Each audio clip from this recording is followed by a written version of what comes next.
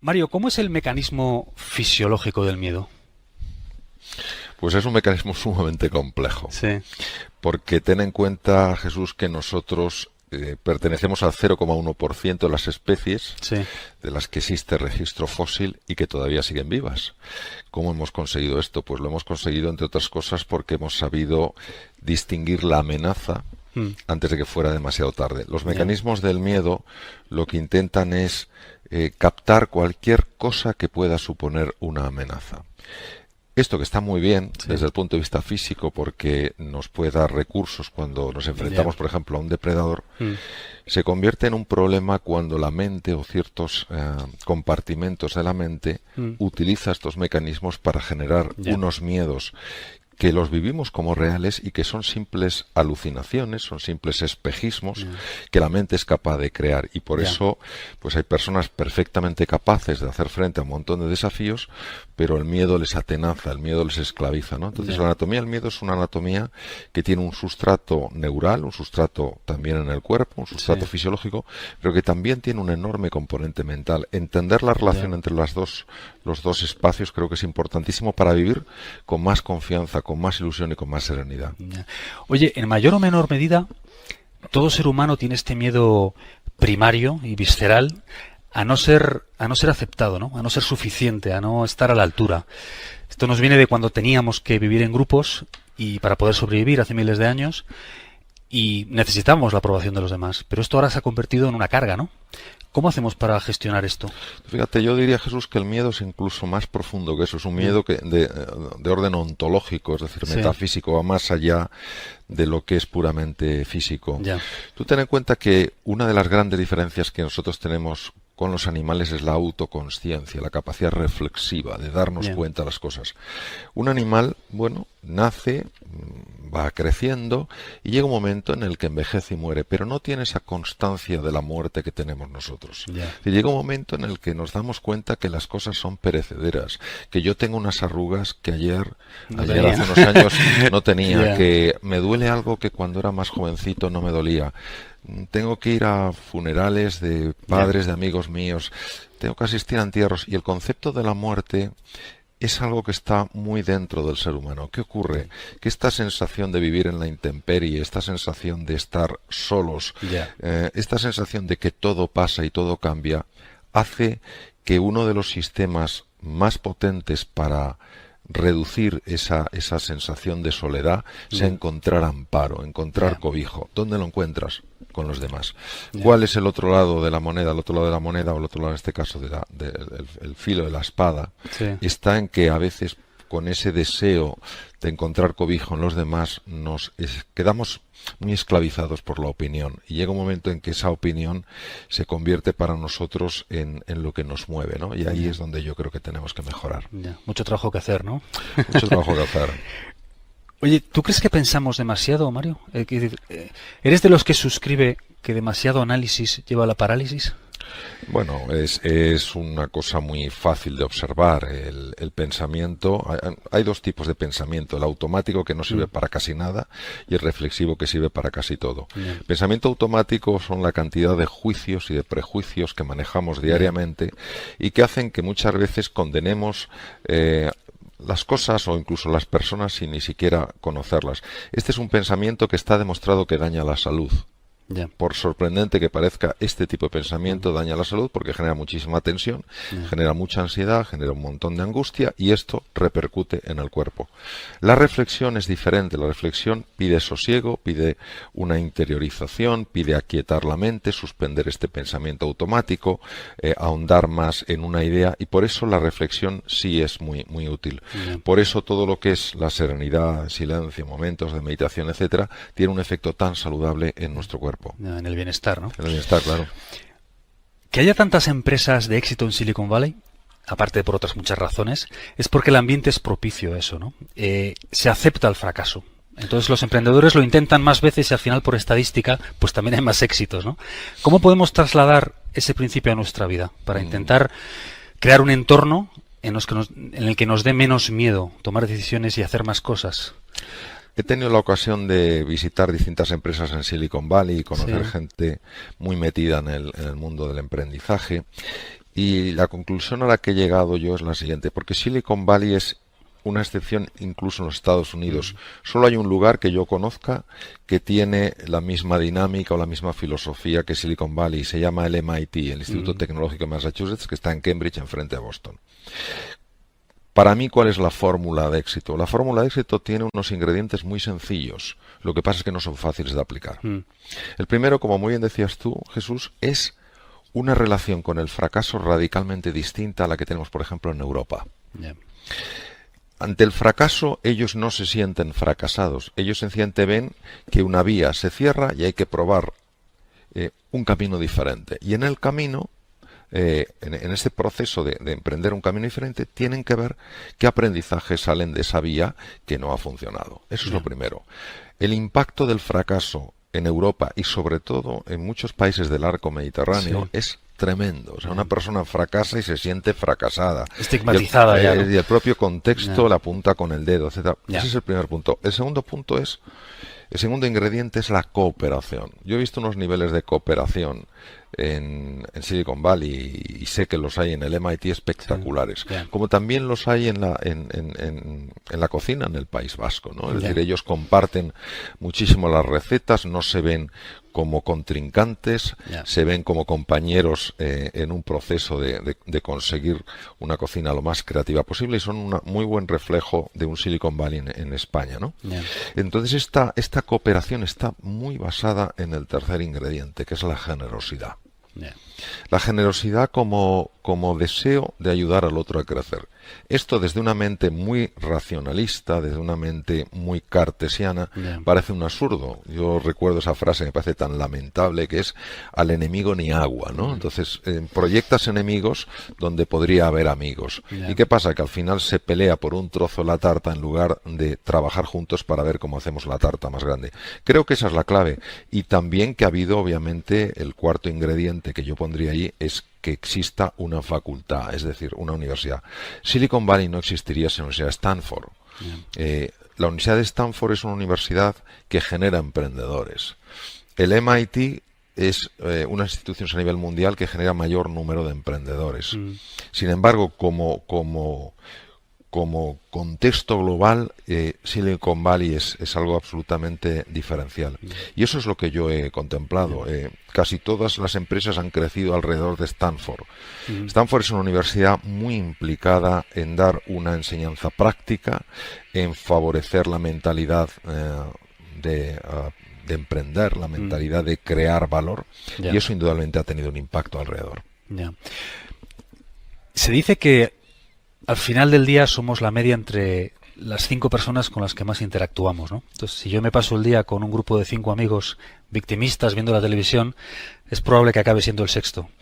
Pero ¿cómo hacemos cuando necesitamos interactuar con ciertas personas que no podemos quitar de nuestra vida? Por ejemplo, un familiar cercano.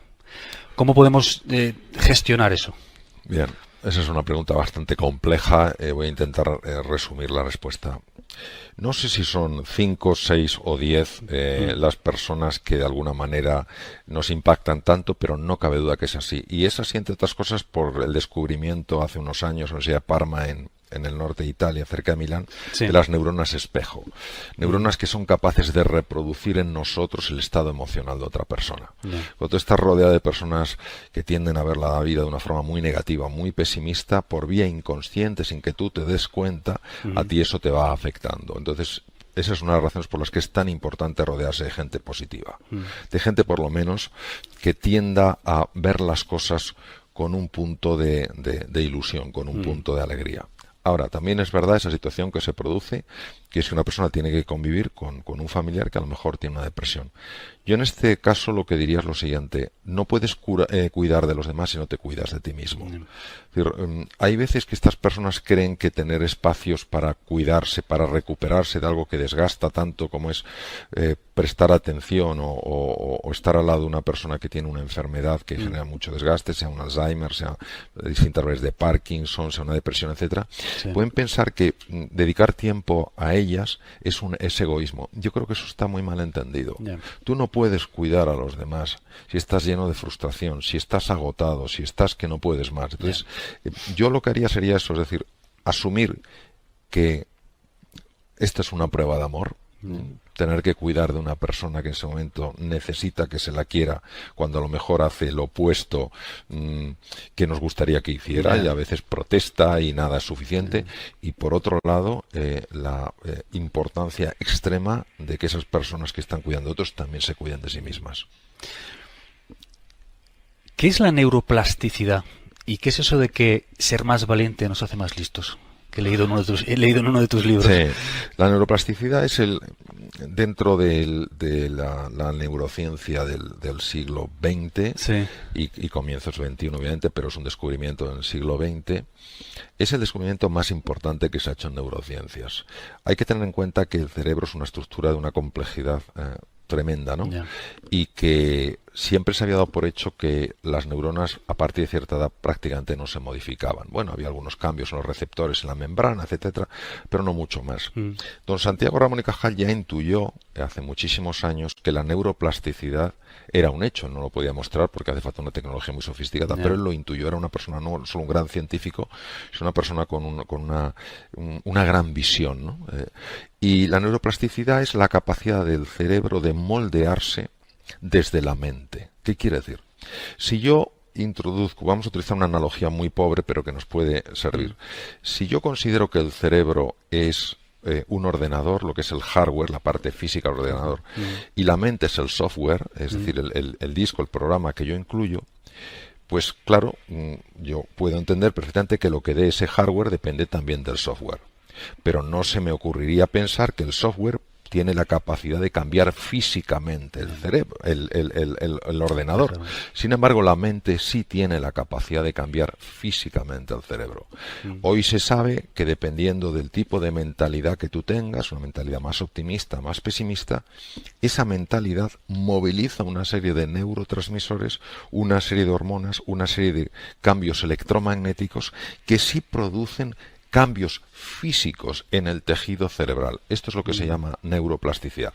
Hay de muchos tipos. Está la neuroplasticidad de aquella neurona que cambia los receptores de su membrana y se hace, por ejemplo, más sensible a un tipo de neurotransmisor. Imaginemos, por ejemplo, uno que es el gamma aminobutírico, que es el que te genera sensación de paz, de calma. Imaginemos lo que significa que una neurona aumente el número de receptores. Quiere decir que esa persona disfrutará de una mayor calma, de una mayor serenidad.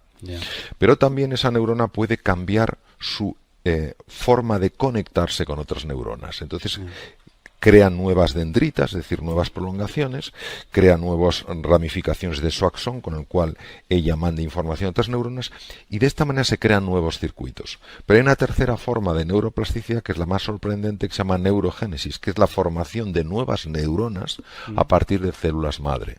Hoy solo se ha identificado en 2 sitios, los bulbos olfativos, pero hay uno de ellos, el segundo, que se llama el hipocampo, que es un centro de extraordinaria importancia, porque es el que te permite reinventarte, es el que te permite cambiar tu forma de ser y de estar en el mundo. Pues ahí, específicamente en la capa K3, se ha podido ver que se forman nuevas neuronas. Entonces, en 21 días, una célula madre se convierte en una neurona. Estamos hablando de un proceso absolutamente prodigioso. ¿Qué ocurre? Que cuando una persona tiene una mentalidad más positiva, cuando una persona está más ilusionada, cuando una persona se arriesga más en la vida y si se tropieza, aprende, se levanta y sigue adelante, la neuroplasticidad se favorece en todas sus dimensiones. Hay nuevos receptores en la membrana, hay nuevas conexiones, nuevos circuitos y hay nuevas neuronas. Pero si una persona ante los fracasos, ante las dificultades, cae en la depresión, cae en la desesperanza, cae en la sensación de impotencia, hay 2 hormonas que empiezan a subir a niveles muy buenos. Una es un neurotransmisor, que es como una hormona intracerebral, y otra es una hormona que funciona en el cerebro y fuera. El neurotransmisor es el glutamato. Entonces el glutamato, cuando una persona está muy tensa, muy nerviosa, o llena de ansiedad, yo no puedo con esto, no sé qué, y se queda allí, y se queda ahí tal cual, empieza a subir. Y el cortisol empieza a subir. El cortisol entra también en tejido cerebral.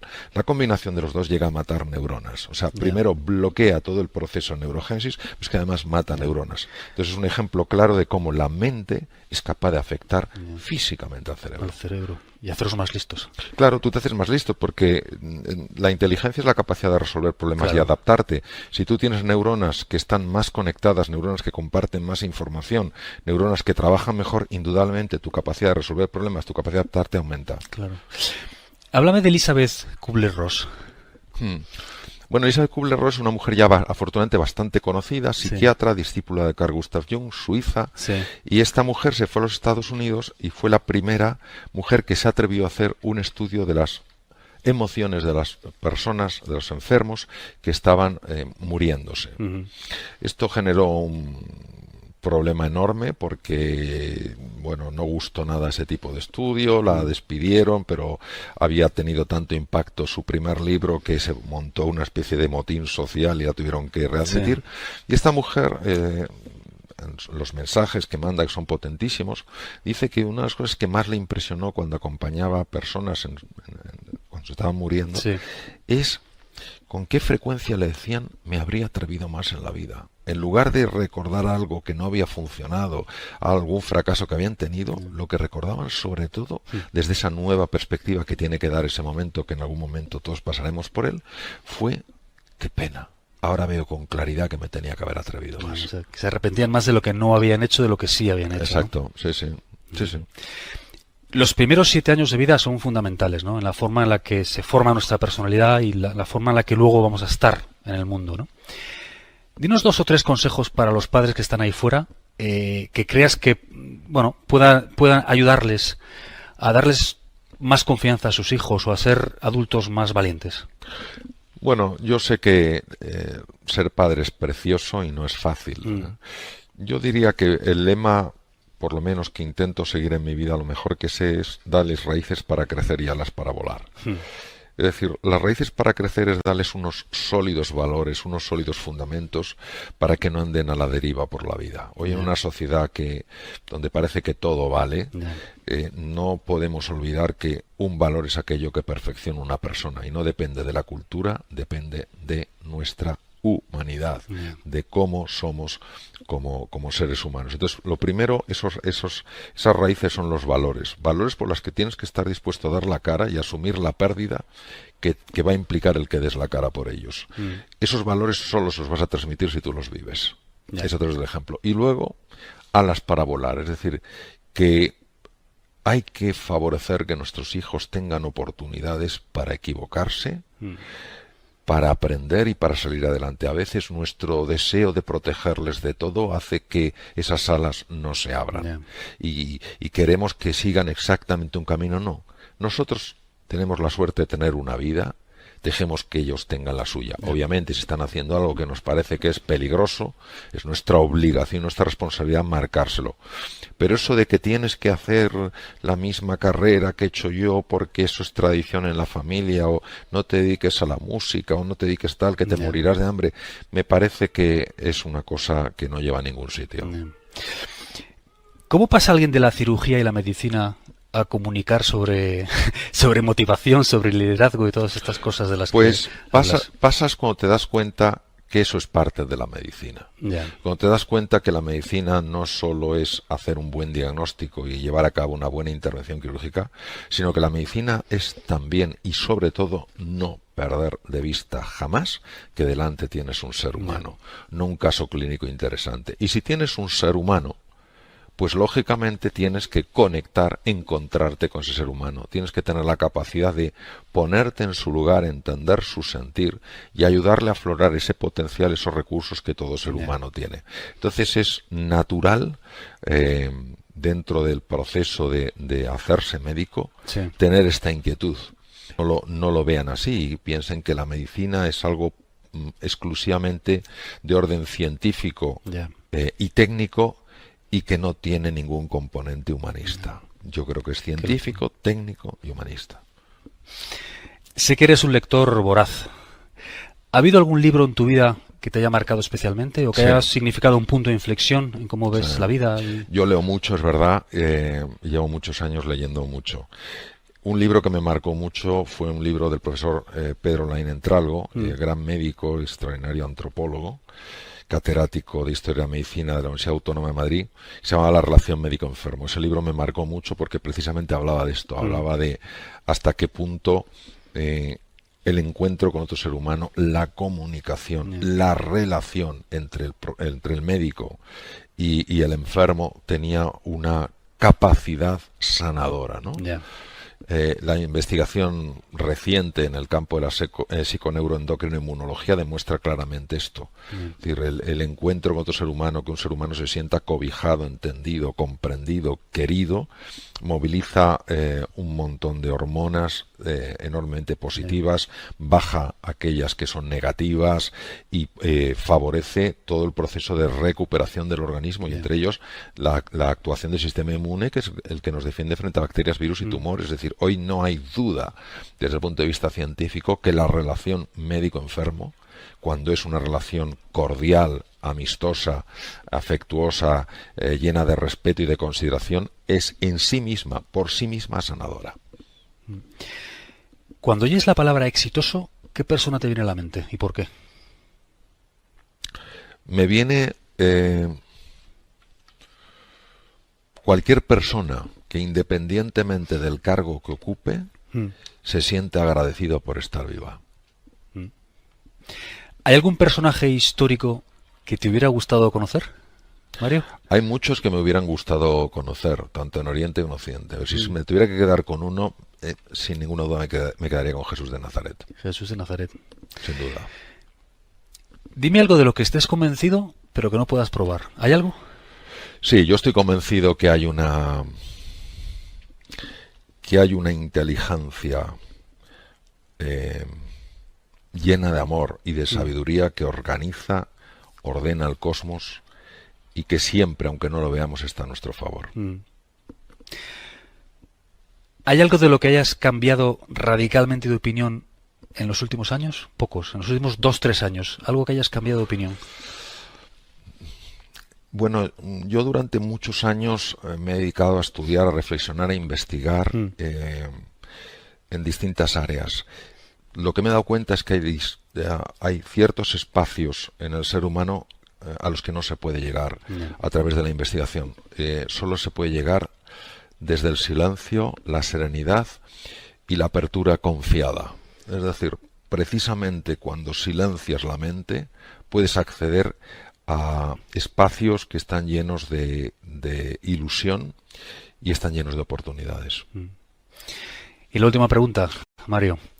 Si pudieras levantar el teléfono y tener una corta conversación con Mario Alonso Puig, de 20 años, que, bueno, imagino que estaría en la Facultad de Medicina, ¿qué le dirías? No, 20 años no está en la Facultad de Medicina. 20 años yo estaba operando ya. Ya estabas operando. Pero intensamente. Bueno, pues sí, razón de más. Intensamente. Razón de más. ¿Qué le dirías o qué consejo le darías a este joven? Pues yo le diría que todo en la vida suma. Que incluso en los momentos de más dificultad siempre hay una oportunidad de aprendizaje. Le diría que sea agradecido incluso ante aquellas cosas que no le gusten. Que sepa siempre buscar el lado positivo de las cosas. Y que jamás se olvide de que en la vida lo más importante no es lo que tú vas a obtener, sino lo que tú puedes dar.